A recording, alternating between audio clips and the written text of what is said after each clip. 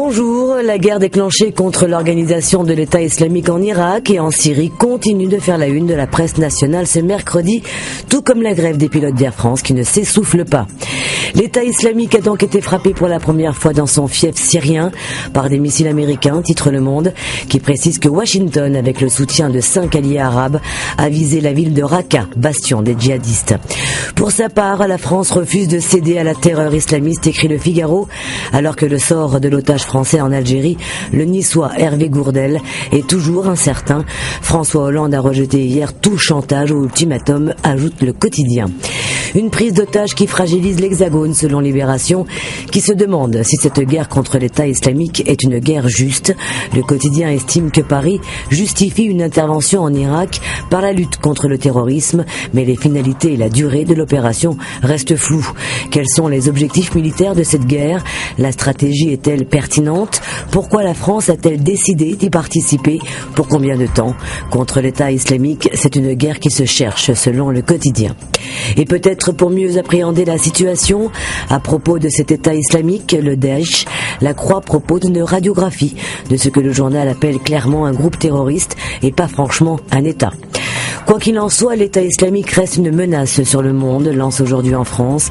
Revenons sur un incroyable cafouillage survenu quand 3 présumés djihadistes français, expulsés mardi dernier de Turquie pour la France, afin d'y être interpellés, ont purement et simplement disparu.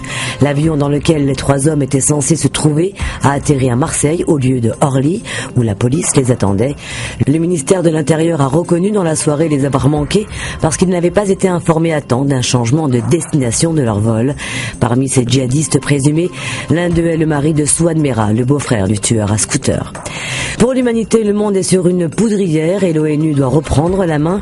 L'humanité qui rappelle que l'organisation se réunit aujourd'hui après avoir été écartée du règlement des conflits. Autre presse, outre manchette, les pilotes de la compagnie d'Air France ont engagé un bras de fer contre leur direction, selon Métro. Après 10 jours de conflit, aucune sortie de crise ne semble se dessiner. Pour Le Quotidien, c'est l'impasse. Et non seulement c'est l'impasse, mais Air France a les ailes coupées pour l'autre gratuit 20 minutes, qui précise qu'en 10 jours, la grève des pilotes a déjà coûté près de 200 millions d'euros à la compagnie. Et ça ne risque pas d'aider l'économie française qui ne redémarre toujours pas, constate Les Échos. Pour Le Quotidien économique, le climat des affaires se dégrade en France et les marges des entreprises sont sous tension. Enfin, l'équipe se réjouit ce matin et considère flamboyants ces Marseillais emmenés par un grand Gignac qui ont superbement submergé Reims hier soir 5-0. Leur place de leader est solidement confortée pour Le Quotidien. On se retrouve demain, très belle journée et bonne lecture.